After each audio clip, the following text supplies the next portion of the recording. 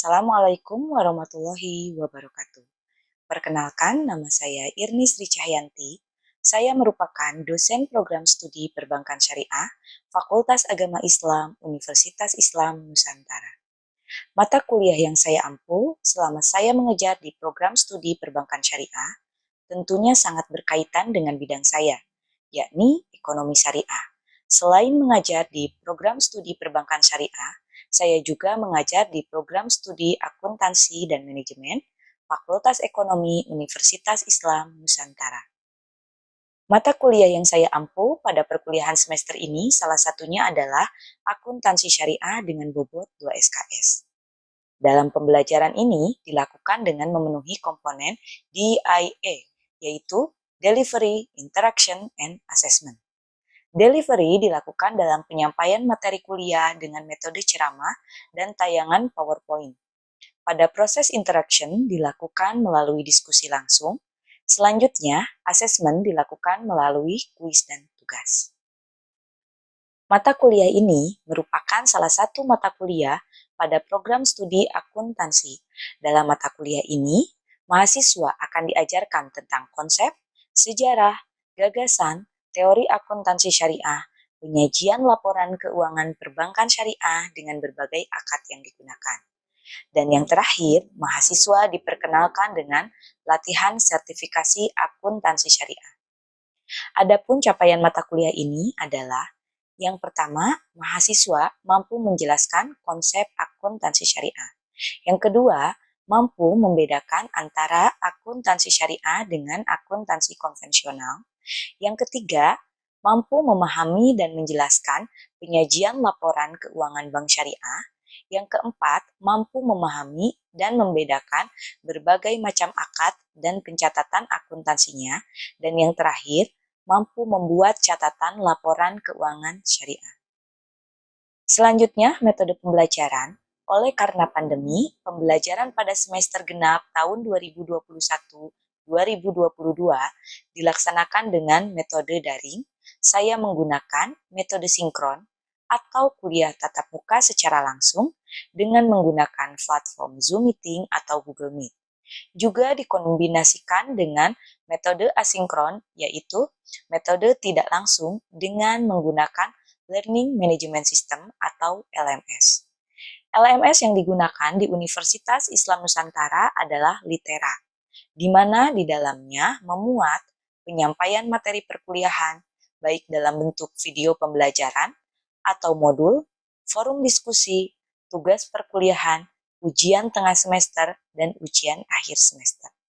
Selain LMS, saya juga menggunakan platform lain seperti Quizizz. Adapun sistem penilaian yang digunakan yakni kehadiran 10%, tugas dan keaktifan 20%, ujian tengah semester 30%, dan ujian akhir semester 40%.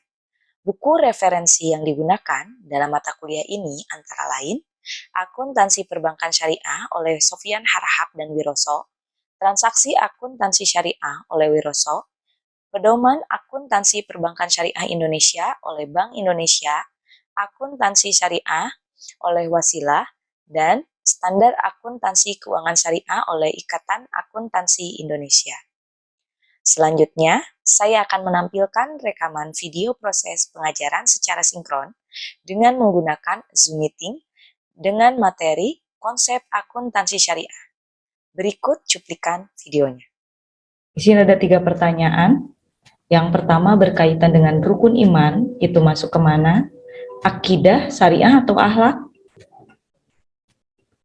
Berkaitan dengan rukun iman, akidah. Akidah, Ibu. Untuk bersikap baik, masuk akidah, syariah, akhlak. Kegiatan jual beli? Syariah. Nah, baik. Berkaitan dengan ekonomi itu luas, tidak hanya dalam hal konsumsi, tapi dalam hal pencatatan. Yang di sini saya sajikan ada 2 gambar.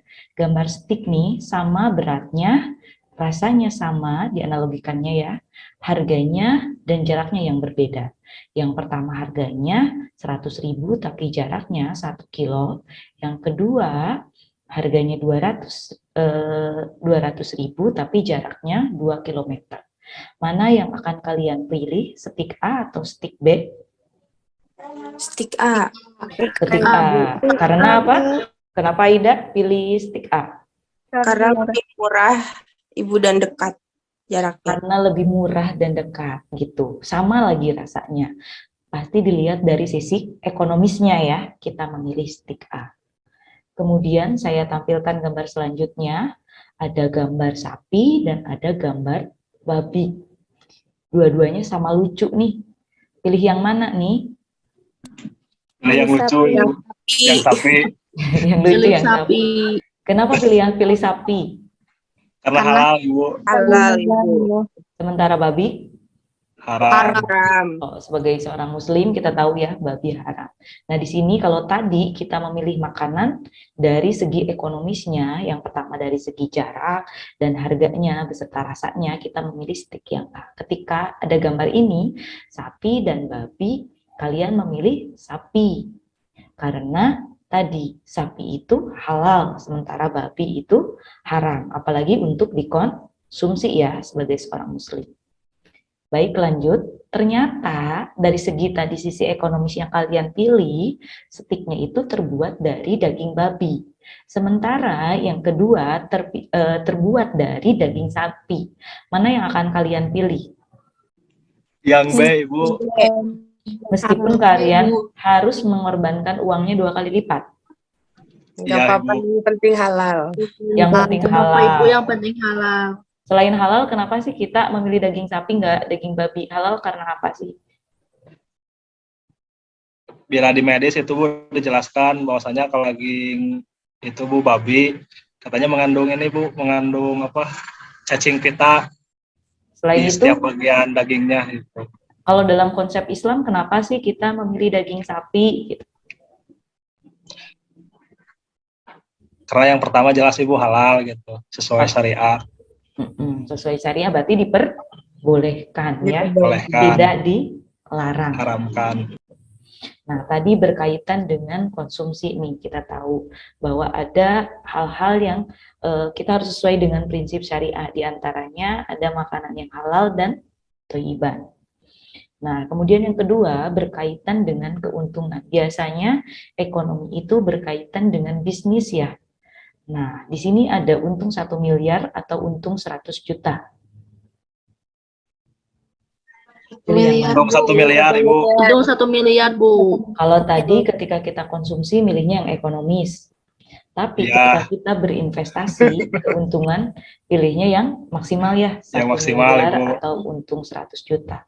Dan ternyata untung 1 miliar dari hasil judi atau 100 juta dari berdagang. Milih untung 100 juta. 100 juta dari 100 juta dari berdagang, Ibu. Berdagang apa dulu? Kalau berdagang minuman keras? Sama. Sama aja. Berdagang yang halal, Ibu. Nah, berarti kan kita pilih untung yang halal ya, halal dan berkah. Berkaitan dengan keuntungan, kita tahu ada prinsip syariahnya juga gitu. Kita nggak mungkin kan berdagang minuman keras, tapi berdagang sesuai dengan prinsip syariah, meskipun itu 100 juta. Nah, itu kan ketika kita melihat dari konsep ekonomi syariah, maka kita akan memilih prinsip-prinsip syariah tadi. Salah satunya dalam kegiatan berekonomi, tadi ada konsumsi itu harus yang halal dan thayyiban. Begitupun dalam kegiatan ekonomi lainnya seperti berinvestasi, misalnya mendapatkan pekerjaan, mendapatkan gaji, kita harus tahu nih dari mana gitu.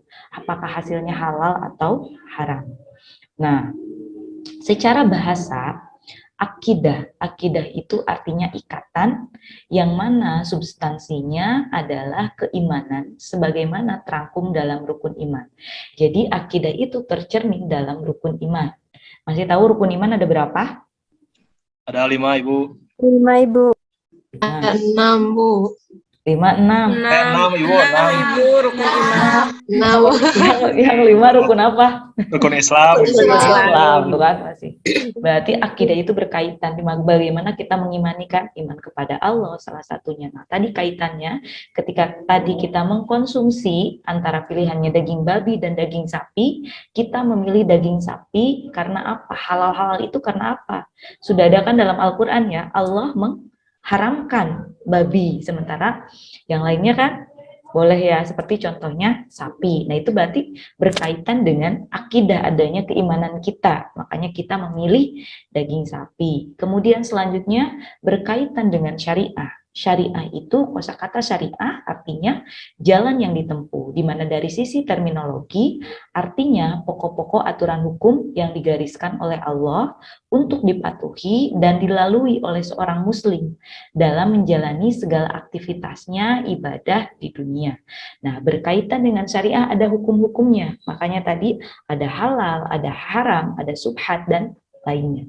Nah, itu berkaitan dengan syariah. Tadi Allah telah melarang. Nah, hukumnya kan tadi sudah tahu berkaitan dengan syariah. Nah, kemudian yang terakhir adalah akhlak, di mana akhlak secara bahasa artinya baik, hasan, atau ihsan.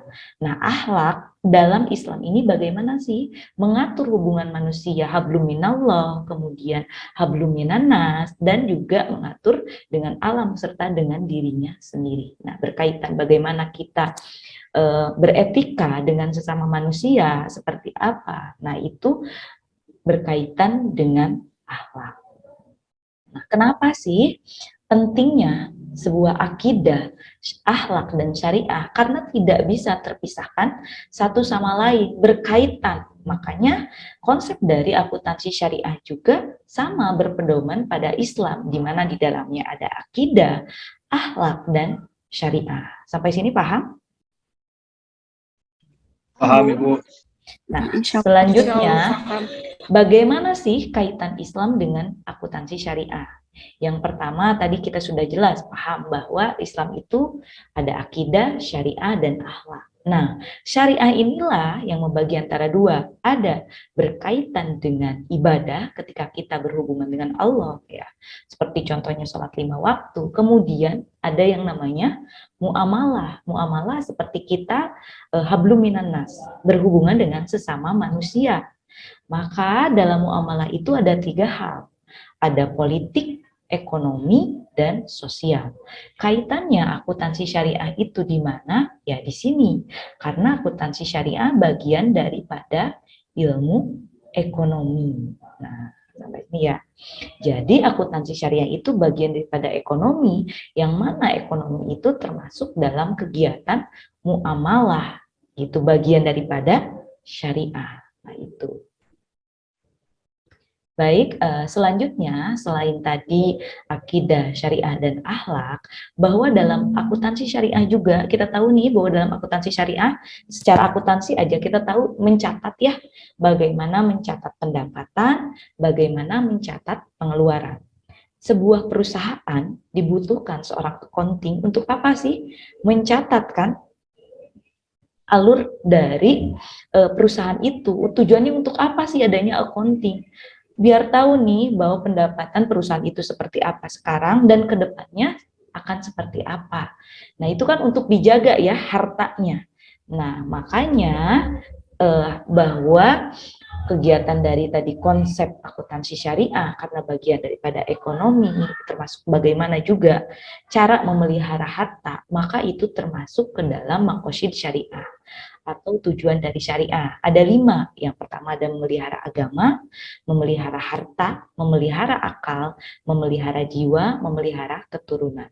Nah, dalam memelihara harta ini contohnya tadi berkaitan dengan pencatatan pengukuran akuntansi, kemudian bagaimana sebuah perusahaan ingin bertahan sampai mana sih ingin bertahan, tentunya kan lama ya untuk memelihara hartanya. Nah, itu merupakan bagian dari maqasid syariah. Nah, selanjutnya sumber hukum Islam. Tentu saja dalam konsep akuntansi syariah, karena tadi tidak bisa lepas dari yang namanya akidah, syariah, akhlak, kemudian bagian dari maqasid syariah juga. Tentunya dalam pengambilan konsep akuntansi syariah pun diambil juga sebagai landasannya. Kalau kita tahunya kemarin berkaitan dengan pengantar akuntansi adanya peraturan standar akuntansi. Nah, dalam akuntansi syariah selain ada yang namanya peraturan standar akuntansi syariah, ada juga sumber landasannya yang diantaranya ada Al-Quran, As-Sunnah, Ijma, dan Qiyas. Nah, mungkin sebelumnya ada yang udah paham nih, Al-Quran, As-Sunnah, Ijma, dan Qiyas. Masih ingat nggak?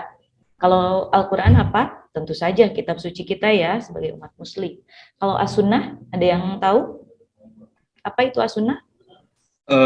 Yang telah diajarkan oleh Rasulullah, Ibu, yang telah dicontohkan. Baik itu perbuatan, Hadis, perkataan. Contohnya salah satunya hadis. Kalau ijma seperti apa ijma? Kesepakatan para ya, ulama. kesepakatan para ulama. Kalau kias?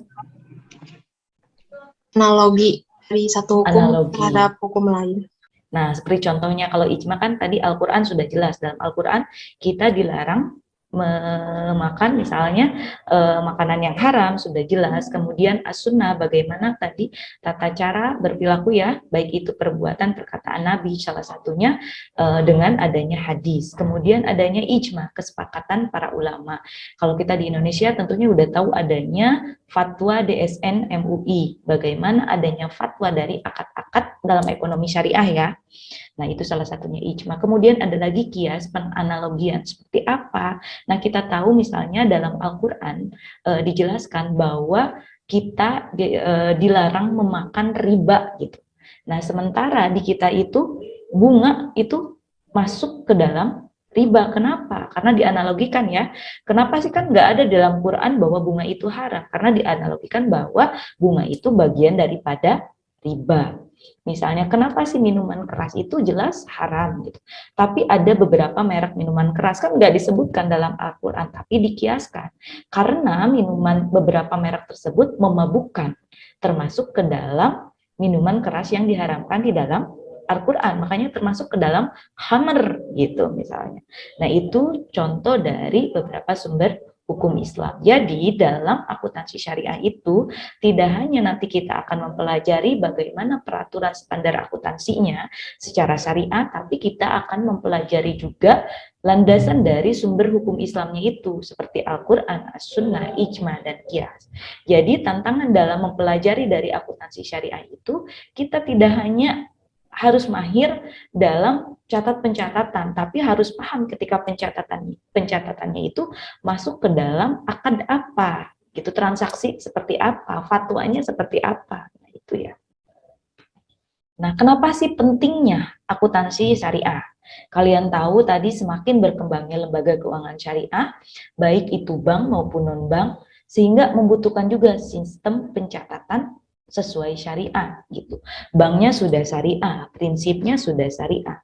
Masa pencatatannya masih konvensional, makanya diperlukanlah pencatatannya juga harus sesuai syariah. Kemudian yang kedua, sistem keuangan Islam harus memenuhi maqasid dari syariah. Karena apa? Tadi karena sistem keuangan Islam ketika kita melakukan pencatatan, bagaimana kita melakukan dari pencatatan perusahaan dengan tujuan agar perusahaan itu bisa berkembang lagi lebih baik, maka itu bagian daripada maqasid syariah karena bagian daripada memelihara harta. Kemudian yang terakhir, penyajian laporan keuangan syariah itu tidak hanya fokus pada tingkat laba saja, namun terdapat substansi di mana harus sesuai dengan sumber hukum Islam. Meskipun kita misalkan keuntungannya harus besar, tapi dilihat dulu karena tadi adanya prinsip syariah, sumber hukum syariah. Harus seperti apa sumber hukum Islamnya, misalkan tidak hanya laba yang tinggi, tapi kita juga misalnya harus beroperasinya harus sesuai dengan syariah prinsipnya.